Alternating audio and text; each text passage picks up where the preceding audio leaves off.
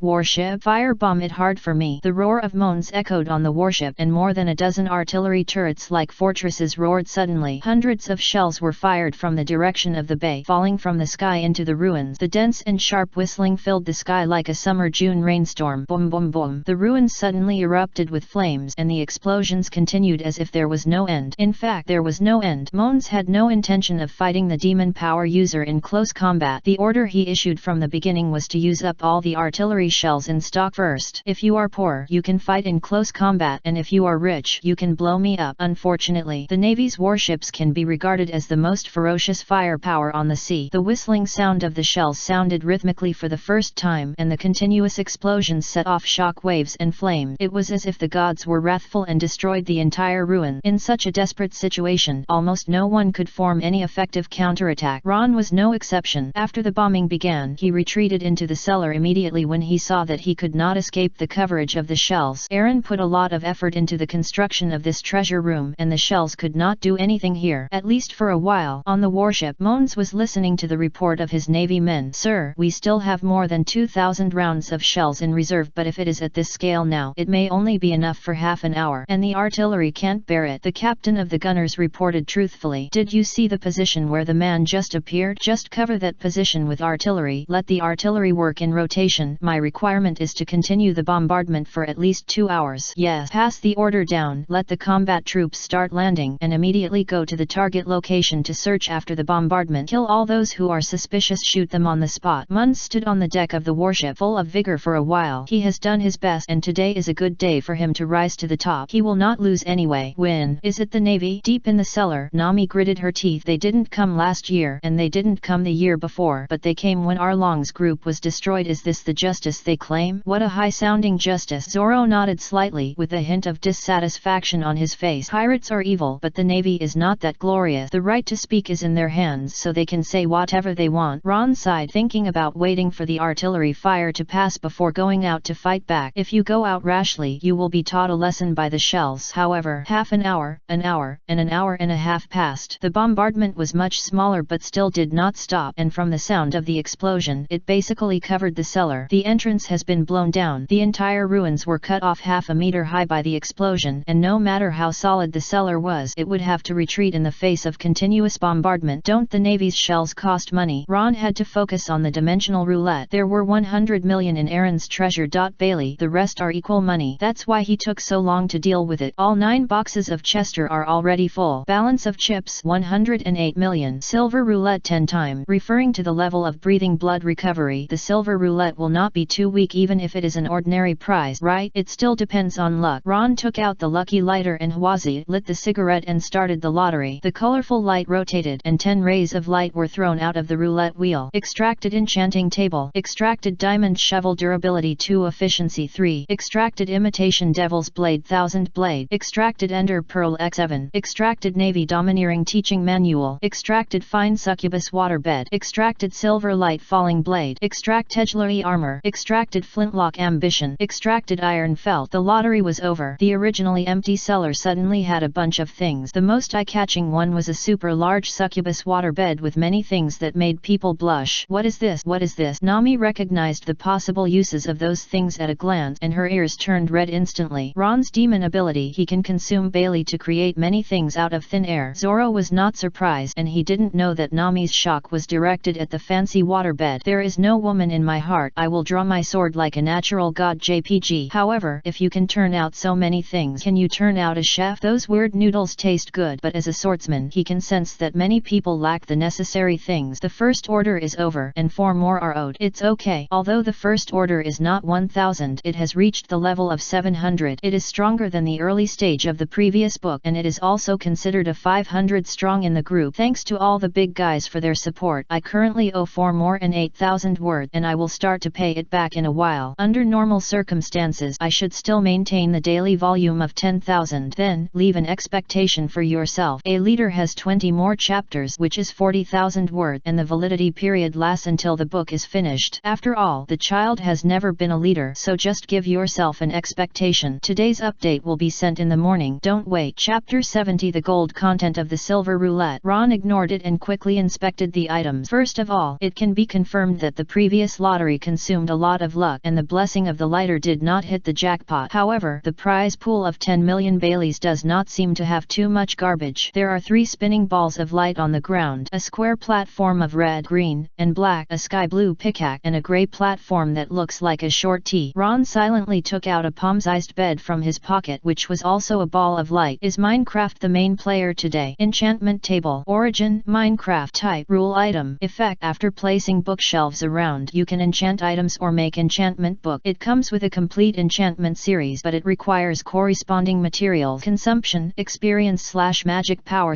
/ energy. Enchantment book. It seems that there are quite a few useful enchantment book that can be used. It is a pretty good item. Ron took it and put it in his pocket and continued to check. Diamond shovel durability 2 efficiency 3. Origin, my world. Type, rule item. Effect, with durability 2 and efficiency 3, it can quickly dig materials and pack them into block, and will not have any chain effects on the terrain during the period. Consumption, durability. Remark, humanoid excavator. Well, the favor of the goddess of luck is as powerful as ever. Ron immediately pierced the light ball and turned the azure diamond into a solid and stuck it beside his feet. Whether he can get out of trouble later depends on this. Iron felt. Origin, my world. Type, rule item. Effect, can combine equipment with enchantment books into enchanted equipment. Consumption, none. Ron took out the frost walker thoughtfully and looked at the sprint boots on his feet again, nodding with satisfaction. Ender pearl x7. Origin, my world. Type, one-time rule item. Effect, use by throwing it out. When the ender pearl is broken, the user will be teleported to the corresponding position. Consumption, none. Good stuff. Tactical props, or a means of emergency avoidance. Ron thought about it, took out the damaged bamboo dragonfly and put the ender pearl into Chester's mouth. So far, the prizes of the My World series are basically not garbage. The same goes for the remaining items. Imitation demon knife 1000 blade. Origin, assassin Wulai Hookie. Type, evil spirit weapon. Effect, the murderous blade composed of 688 188 fragments is the closest murderous weapon to the demon knife Thousand Blade. It is injected with bloodthirsty evil spirits as the weapon's soul. Once the knife is unsheathed, it will drink enough blood. It can inject air to manipulate 688 fragments to attack, but it has extremely high requirements on the user's mentality, air manipulation, and brain carrying capacity. Consumption: life/soul/blood. What kind of monsters? Ron with a frown. He held the sheathed long sword and fell into a trance. In a trance, a hideous devil face opened its bloody mouth at him. Roar! The piercing scream accompanied by the stench turned into a slap and woke Ron up. Zoro, who was leaning against the wall opposite, frowned and looked over. It's okay, just a vicious blade. Ron took out the medical first aid kit and threw the imitation magic knife Thousand Blades into Chester's mouth like an electric shock. This knife needs to be trained. Next is a book, Navy Haki Teaching Manual. As the name suggests, it is a manual used by the Navy to teach Haki to students. Ron opened it and saw a sentence on the title page. Haki, it's the power of the mind. Nonsense, Ron commented and threw the manual to Zoro. What is this? Zoro took the manual without knowing why. A skill that is indispensable to becoming the world's #1 swordsman, just like cutting steel. Watch it first and share with me what you have learned. After all, you are a genius. Ron did not hide his thought, and under his urging, Zoro put the manual away. The last item is a very retro weapon that is more like a flintlock. Flintlock ambition origin at $. Final evolution type black equipment effect. It only has 1 bullet capacity but has unlimited ammunition. It will continue to charge in non-combat situations and the user can actively inject power. After completing the charge, it will always be in a critical state and can trigger the rum song. After triggering the rum song, this attack will hit and the person hit will be forced to be dizzy for 3 seconds. Consumption: durability note. Even though the owner has abandoned it for a long time, it is eager to set sail again and appeal to its reputation on the sea. Ron looked at the description of Flintlock ambition and fell silent. It looked familiar. It looked too familiar. Will Old Fang come across the plane to kill him? Calm down. It shouldn't happen. It says it's abandoned. Ron wiped off the non-existent cold sweat and solemnly carried the ambition that carried a fragment of his youth on his back. The last 2 prizes were 2 skills. Silver Light Falling Blade. Origin: DNF. Type: skill. Effect: consume a lot of physical strength to activate the skill. After jumping several meters into the air, it falls like a meteor, causing sword damage to the surrounding area. The damage range of this skill depends on the user's attribute. Consumption: physical strength. Attack skill. Ron was stunned, and then he was very happy. After all, he really lacked means of attack. The boxing routines that come with the Vatra indestructible boy's body are just so, otherwise he would not be suppressed by Kroby. Glory armor. Origin: magic dimension. Type: magic. Effect: absorbs the surrounding sunlight to form a heavy armor which can resist bullets, slightly resist artillery damage, and slightly increase the user's force speed. Consumption: magic crystal. Suitable for self-protection when in the Big Baby template, but requires magic crystal. Sure enough, the characteristic of the Tide Rider will make the prize focus on the direction that is beneficial to me. But why is there that fun water bed? Ron roared in his heart, but he was calm on the surface. It was as if the fun water bed next to him did not exist at all, forming a sharp contrast with the blushing Nami. What's wrong with you? Zoro also found something wrong with Nami. No, it's okay. Don't you think that bed is too? What? Nami stammered and pointed at the unsightly water bed. She could think of no less than 8 ways to play just by looking at it. Too perverted. It's just a bed. It just looks a little weird. Zoro didn't care. His eyes were filled with clear stupidity. What to say to a person who only has swords and the world's #1 in his mind? Dirty people see everything as dirty. Ron, who was as stupid as him, turned the tables and began to prepare for the breakout. Take out the iron felt and place it. Take out the Frostwalker enchantment book and then put the speed boots on it. With a clang, the enchantment was successful and the speed boots Frostwalker appeared. The author asked for help in recommending it in the group. If you are interested, you can take a look. Doluo series, the kind that treats Tang-san like a dog. Chapter 71, Sweeping the Army. Speed boots Frostwalker. Origin: Runeland/Minecraft. Type: enchanted footwear. Effect: with adaptive size function, you can use the ice energy of the enchantment Frostwalker to participate in the release of kinetic energy, slightly increase the walking speed on the original basis, and greatly increase the burst speed, but it needs to be cooled at intervals to avoid excessive low temperature damage to the equipment. You can actively use Frostwalker to create a frost freezing effect within a few meters of the stepping position. Consumption: none. Ron's eyes fell on the consumption column and his expression was thoughtful. Ron didn't think about it anymore. Picked up the diamond tongs and inserted it into the ground and gently lifted it, and suddenly lifted up a square stone. After the stone appeared, it immediately shrank into a small cube that could be held in one hand. Is this the reason why the type is classified as regular? The Minecraft series has great potential to be explored, so the enchantment table should be there there are also magical places. Ron noted this, then picked up the diamond shovel and started digging. They are still under bombardment. Blocks popped out one by one, and the tunnel leading to the direction of Kakozia village appeared rapidly. Is this the devil's ability? Nami looked at Ron's actions in a daze. It was also her first time to see a devil with ability, not to mention that he could turn into many things. Can a blue shovel have such a magical function? Zoro was as unsurprised as always and even asked Nami to help. The Dragon Park was still being bombarded and the momentum was still there. They are dead. The Colonel and I have been to the treasure room in Aaron's place. It can't withstand this intensity of 2 hours of bombing. On the warship, Mons looked confident and complacent. Commander, you are wise. Mr. Adjutant will also admire you when you go back. The naval officer and next to him immediately complimented him. Ha ha ha, this is called opportunity. Kid, learn something. Mons began to wonder whether to stop the bombardment and let the landing combat troops harvest the results in advance. However, at this time, the lookout on the warship suddenly shouted, "Look, there is a UFO in the sky." UFO? Mons picked up the monocular telescope in surprise and suddenly found a smoke track. Is this Smoker? How is it possible? He arrived half an hour earlier. Sir, what should we do? If he picks Peaches, we will all be in vain. Ian became nervous. Stop the shelling. The warships approach the bay. Notify the landing combat troops to immediately charge the target point. Hurry. The time to race against time has come. Mendez threw the telescope away with a curse and angrily cursed. You are in such a hurry to reincarnate, rushing from Rogue Town in less than 10 hours? Just for that lousy justice? Smoker, who was far away in the sky, could not hear the hustle and bustle here. His energy was almost exhausted. Even if he rested for half an hour in the Barity restaurant, it was too tiring to continuously turn into smoke and attack. When Smoker passed through the sky above a forest, a gunshot suddenly sounded behind him. Bang! The smoke propeller stopped instantly, and Smoker looked at the forest hundreds of meters away. Enemy? Before he could react, a burst of gunfire suddenly broke out in the wood, but it weakened at an alarming speed. There are enemies. Smoker turned around and flew away without hesitation, but at this time the smoke he transformed into fluctuated. It's the limit. 3 minutes ago, the tunnel leading to the outside world was opened, and Ron took Nami, Zoro, and Chester away. As soon as they left, the last bit of space in the cellar collapsed. The water bed was buried under the soil and rock. There was no time to mourn the water bed, and the next to come on stage was the hero Diamond Pull. Ron used a shovel to open the ground and made a grid-like step and walked onto the ground in the mottled sunlight scattered between the tree branches. Nami and others followed out, greedily breathing the fresh air. Chester jumped at everyone's feet and seemed to be happy. Are you still within the Dragon Park? Ron looked around and made a judgment because the whistling of the shells continued. The fire in the distance shot up into the sky, and the red fire was reflected within a distance of hundreds of meters. The roaring explosion made him feel the earthquake-like movement here. God knows whether the Navy has installed additional ammunition depots next to the warship. Bang! The gunshot suddenly sounded, and the whistling bullets leaped into the air. Ding! The trembling sound of the golden sword followed, and Ron's red eyes shrank, and his 2 fingers clamped a flintlock bullet. The fingers wrapped with gold patterns gently pinched, and the lead bullet suddenly deformed. Enemy! Zoro frowned and rushed forward synchronously, pulling out the Wado Ikemonji and turning into a stream of light. The tiger roared and the wind rang. The back of the knife chopped on the neck of a Navy soldier behind a big tree in the next moment, but before that the Navy soldiers' shouting had been heard. Found the target, they are here. For a moment the whole forest shouted, and dense Navy grew out of the forest. What Viet Cong? Nami, take Chester, and get out of the way. Ron reacted immediately, threw out his eye bone, and then drew out the Doran sword and jumped into the sky. Silver light fell from the blade. A sharp sound descended from the sky, and Ron's sword tip pointed to the ground and turned into a meteor and fell down with a bang. The sword energy burst out and set off a circular shock wave. Boom! The rain of bullet fired at him was deflected and missed, and the predicted sword slash could not advance an inch. Then more than a dozen trees broke together, and dozens of Navy soldiers were blown away.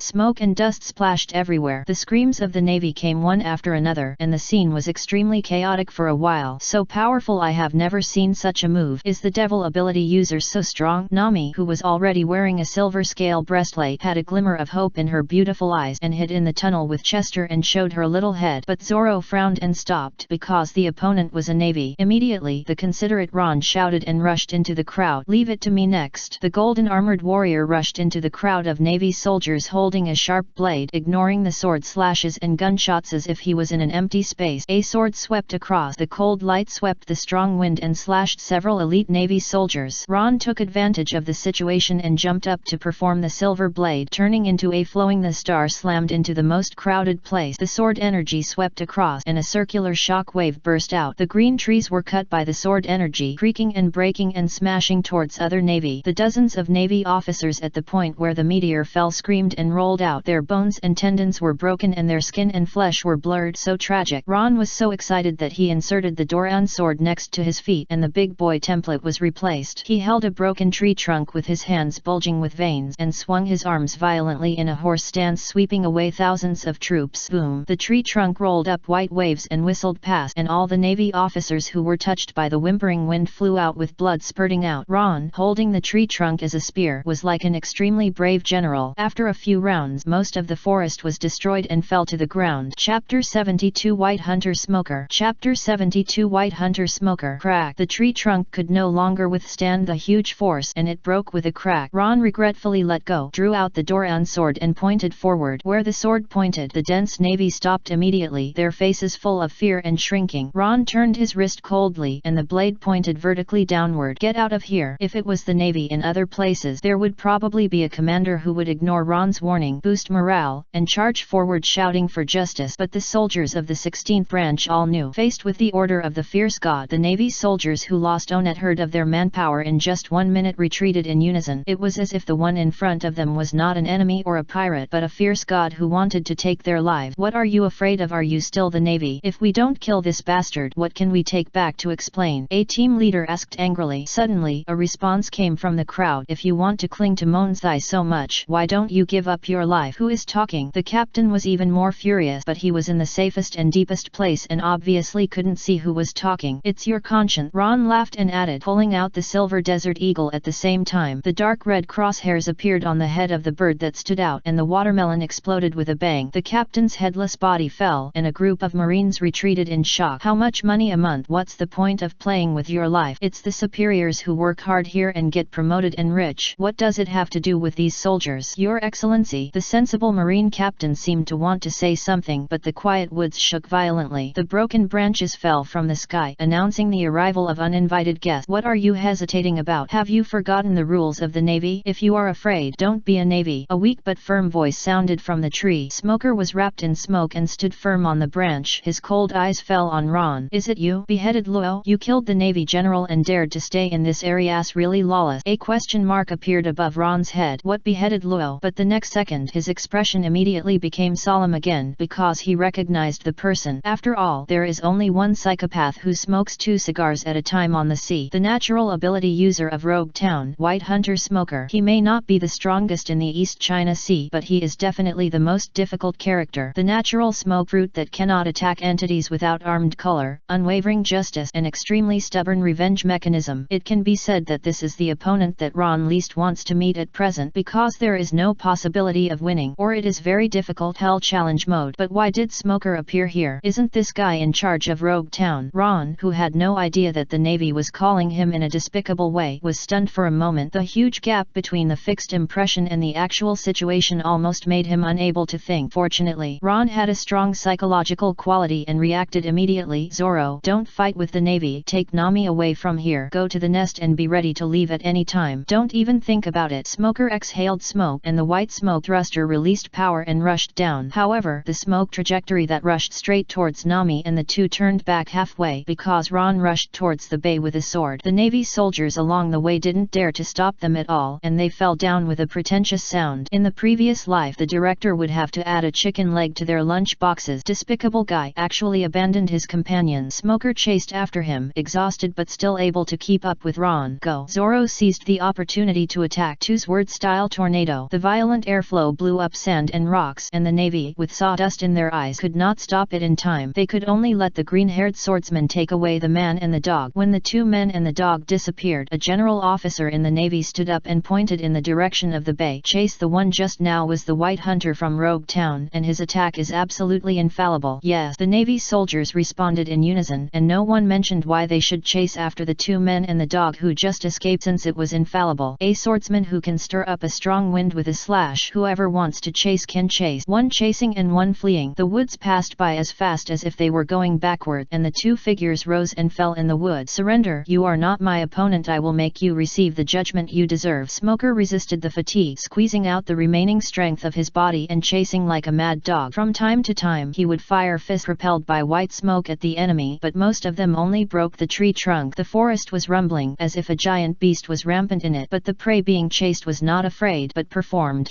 Trial are people who collude with pirates to oppress civilians qualified for trial. What can you use to judge your extremely hypocritical justice? Ron's voice was full of emotion, like a poor man who had suffered so much and killed the perpetrators in the end and had to face the trial of justice. In fact, his footwork was not slow, and every step of the speed boots would emit surging ice to accelerate. After entering the running rhythm, he maintained a stable high mobility. Smoker, who moved by flying, couldn't catch up with him, and part of the reason was thinking about Ron's word, but there was no reaction. Most likely he treated it as a rhetoric. In fact, it was true. Ron kept his speed, relying on the trees as a barrier and constantly changing directions, but the trees in front of him became sparser and sparser, and the smoke rising into the sky could be vaguely seen. It meant that he was getting closer and closer to the direction of the bay, and Smoker's chance appeared. The woods disappeared rapidly and finally turned into an open space. You can't escape. Smoker suddenly accelerated, rushed straight, stretched out his smoke fist to grab the enemy, and then pulled it back. With the other hand, he held the 10 hands with sea stone on the top and stabbed the enemy's abdomen fiercely. Ron seemed helpless until the 10 hands collided with the golden sword in his abdomen, as if conveying the vibration of the time has come and making it explode instantly. The golden pattern wrapped around the palm and fingers and held the top of the 10 hands, and the other hand loosened the hilt and put the 5 fingers together like a knife. With a swish, Smoker's smoke arm was cut off. You can't escape. Ron turned his wrist, and the sea stone on the top of the 10 hands he held slammed into Smoker's body fiercely, and immediately a bone fracture sounded. You are not a demon. Wow! Smoker was hit hard and spurted out a mouthful of blood. A golden fist grew bigger and bigger in the blurred vision and rushed straight to his face. Bang! Ron gathered all his strength and punched Smoker in the face, knocking him into the ground. KO. Smoker was buried in the ground, and the gravel flew in large pieces. Ron held the 10 hands and hesitated for a moment, then flew down to finish him off. The plan was finally successful, and he didn't want to waste the opportunity. Chapter 73 Magic Crystal Strategic Shift. Woo! A sharp whistling sound came in an instant, and Ron turned his head suddenly, and the jade trembled as his red pupil shrank. Twist the waist, spin, and swing the arm. The whistling 10 hands accurately hit a black shell, and the shell shattered and burst into a fierce flame. Boom! The violent flames raged along with the shock wave, and Ron rolled on the ground like a spinning top in the smoke. The piercing screams showed no sign of stopping, and dense shells whistled from the direction of the bay. What a coincidence! I thought you ran away. It's a pity that you made a noise, otherwise I wouldn't know where you are. Muns on the warship shouted excitedly, completely ignoring Smoker, who was also in the range of the bombardment. The eyes filled with greed, anger, and murderous intent stared at the figure running in the gunfire. Explode! Bomb it for me! Mun's voice echoed in front of the bay, and the warship turret not far from the bay continued to spray flame. Boom boom boom! The continuous explosions were endless. Ron dodged in the gunfire, and the gold pattern wrapped around his skin to resist the shock wave and flames of the explosion. The arrow avoidance protection was constantly used, and the strong wind was deflected to deflect the flying iron fragment. Damn, you don't even care about your colleague. Ron caught a glimpse in the smoke, and as his Sharingan shrank, he saw the excited naval officer leading the group. Almost at the same time, white smoke gathered in the smoke. Smoker is not dead. Ron was ruthless and made a decision immediately. The boots of speed spewed out ice gas, turning into a phantom and rushing towards the warship. Stay here, by man! Smoker's resolute face was in the smoke and fire, and he stretched out his hand with blood at the corner of his mouth and a pale face. A smoke-like arm suddenly rushed out, extending and rolling up to Ron 100 meters away in a spiral. But what greeted him was the sea stone at the top of the 10 hands hitting him. The smoke-like arm suddenly dissipated back to its original state, but the palm that was forced to withdraw from the natural element held the 10 hands tightly. The retracting smoke even wanted to drag Ron back to Smoker's side. Gambling your life for a chance? Ron's pupil shrank, and he let go immediately. In the corner of his eyes, Smoker's figure was instantly submerged by artillery fire, and the roaring explosion set off an air wave. Amid the smoke and dust, Ron, who was flying along the air wave, jumped up without looking back, and the silver blade fell diagonally into the bay. Water splashed and then was frozen by the cold ice air. Ron's jumped onto the ice steps and stared at the officer on the warship with his red eyes. At that glance, Mons seemed to fall into an ice cellar, and the cold murderous aura like a knife rushed towards him. He had no time to think about why the demon ability user could move in the sea. The dead soul shouted, "Kill him quick, don't let him get close." But the speed of the warship's artillery muzzle rotation obviously couldn't keep up with the enemy's movement speed. Everyone could only watch the fierce god coming across the sea. "Get ready, shoot in groups," Mons shouted at the top of his lungs, barely gathering his men together and launching a volley. However, it was useless. The fierce god coming across the sea burst into spark, and the deflated bullet fell into the sea in an instant. 100 meters, 50 meters, 10 meters. Silver light falling blade. Ron Ron leaped into the sky with his feet and turned his hand into a meteor and fell. Boom! The iron fist smashed the deck. The deck at the side of the warship suddenly sank into a big pit. In the spider-web-like pit, Ron knelt on one knee, and the sea water on his body was frozen into ice spikes by the ice vapor mixed in the suddenly blooming air, wavering and whistling out. The surrounding Navy soldiers screamed and rolled out with dense blood holes on their bodies. Amid the screams and howls, Ron's figure disappeared like a ghost, and his big hand with golden patterns swept through the air and grabbed the throat of Mons, who was retreating again and again. Then Mons was pushed up by someone, and the two figures pressed together and rushed forward madly. Bang! The armor on the fort's turret trembled fiercely, and the sound of steel wailing and bones breaking made people's scalps numb. Ron stood up, pinched Mons' neck with one hand and raised him to protect him in front of him. The Navy was afraid to move for a while, and the black muzzles of guns and rocket launchers were all aimed at the enemy but did not dare to attack at all. It is true that Mons seized power, but how could he seize power without the identity of a naval officer? He is also a superior. It is a taboo for the Navy to kill the enemy from below. Don't move. If you move him, you will die. Ron controlled the strength with one hand to ensure that he would not strangle the naval officer to death, and at the same time his red eyes turned to look at the bay. A cloud of smoke was rushing towards him, but it was Smoker who refused to let go. Dogskin plaster, really admirable and annoying. Ron shook his head and turned on the dimensional roulette. Balance of chips, 8 million. Hope it work, otherwise we can only fight to the death. Ron's thoughts were flying, and he switched the dimensional roulette to the advanced VIP roulette. The roulette with 1 million Baileys per time began to spin. The first time was a set of 4 bottles of life potion. One bottle was opened and poured into his mouth on the spot, and he was also seriously injured in the previous artillery attack. The remaining 3 bottles were casually put into his pocket. The second time was 2 bottles of invisibility potion. Ron was stunned. It seemed that there was a turnaround, but it was not the best. At this time, Smoker, covered in blood, daggered onto the warship, and he left the 10 hands at the place of the artillery attack and did not dare to bring them over. He stared at Ron. Let him go. You have no way out. No way out? That may not be the case. You have to ask this officer who is colluding with the pirates whether he is willing to sacrifice for justice. Ron's eyes were cold, and he slightly loosened his grip, allowing Mons to speak. No, I'll let you go. Please forgive me. Mons was excited, and he could not see the momentum when he just shouted, blast me. He even began to regret why he took the risk to gain credit, and blamed Smoker for coming early and making him fail. Finally, he shouted, Smoker, this is the matter of the 16th branch. The Navy does not allow cross-branch law enforcement. I order you to leave here immediately. You asked me for help first. Mons. Smoker glared at Mond with disgust and anger, and his heart sank slightly because of the enemy's word. What does it mean to collude with pirate? It's not a rhetoric. What are you still standing there for? Stop him, and get out of my way. Do you want me to die? Mendez cursed and turned to talk to Ron in a flattering manner. You are so generous, so just treat me like a fart? Really? Not impossible, but you have to tell this gentleman about the 16th branch and Aaron's affairs? Ron sneered, and a blue palm's eyes crystal appeared in his hand. The light screen popped up, and it was instantly confirmed that this was the magic crystal.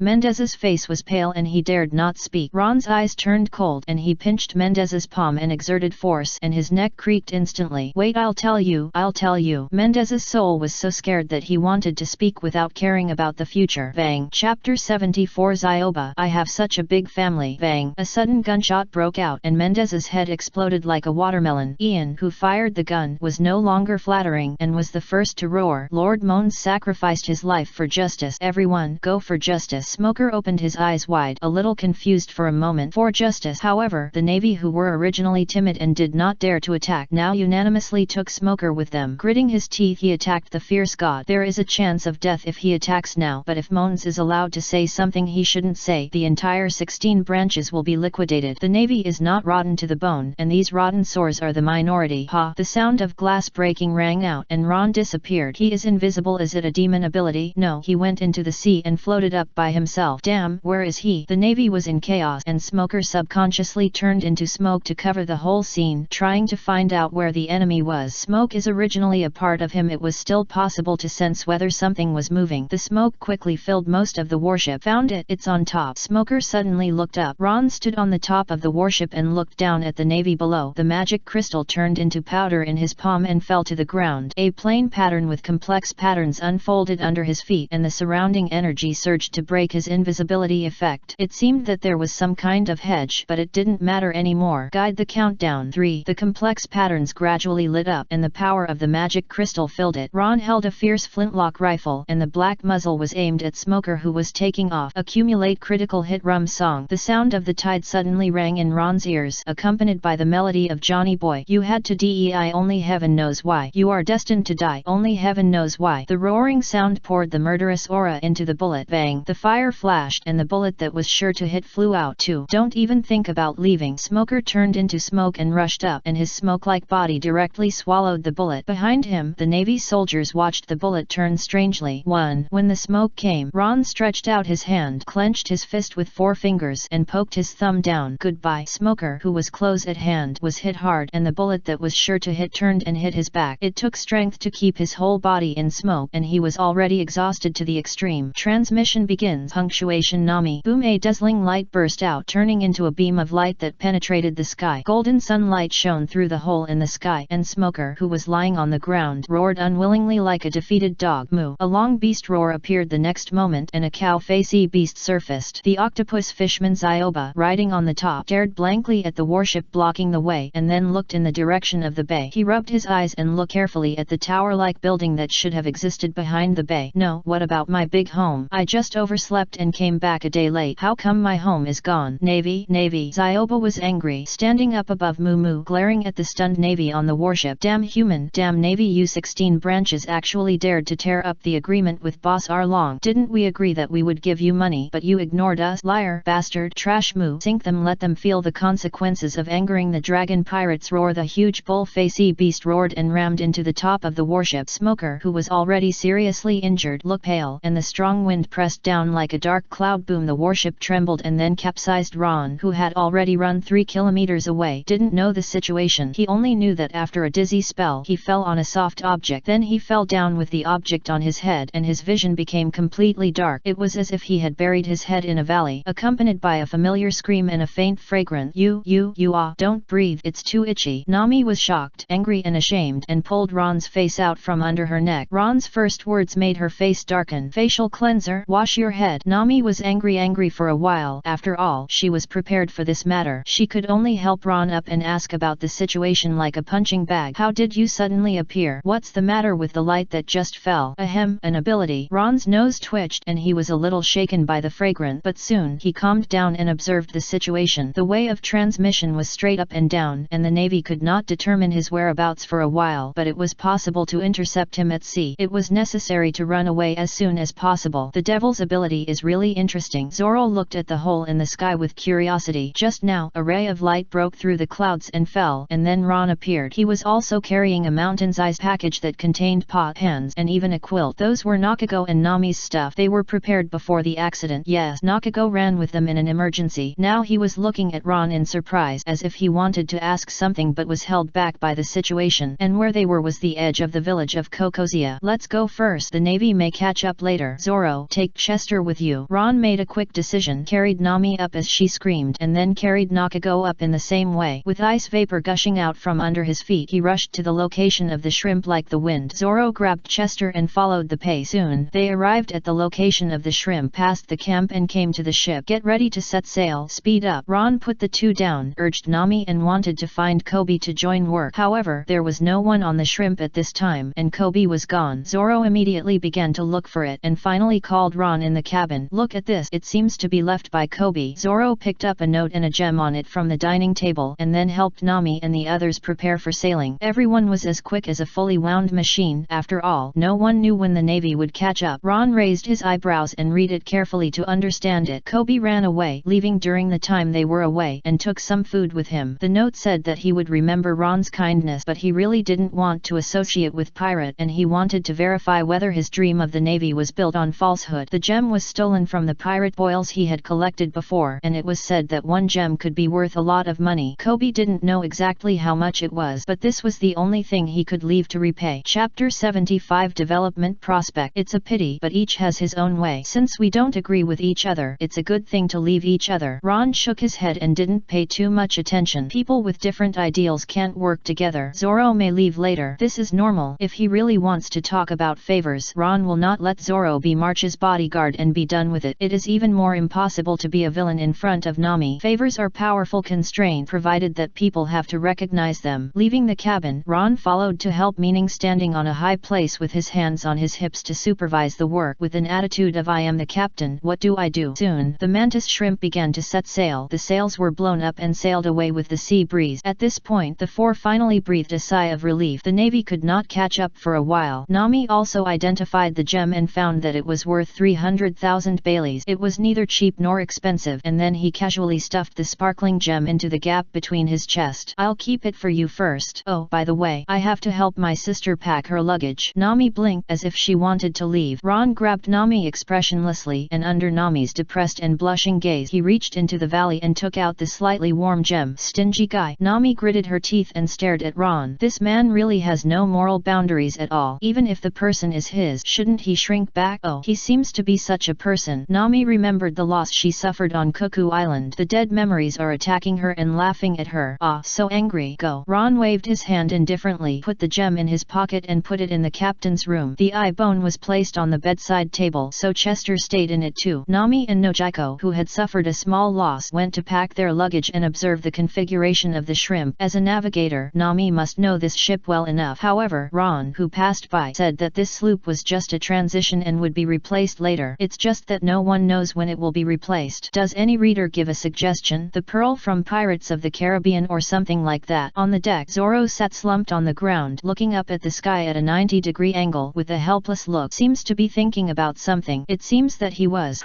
possibly tricked. I don't think you will be wanted. Not many people noticed you, and you didn't kill anyone from the Navy. Ron came over and sat aside, scratching his head and saying this. Maybe I thought so before, but after seeing the badness of those Navy, I think maybe they are the evil dragon. Evil dragons don't make sense. Zoro sighed, then stretched lazily. I probably know what you want to say, but it's not necessary. The way of a swordsman is to move forward bravely, and so is that of a human. Since I have done it, I will not regret it. If I have to regret it, it will be at that time. What's more?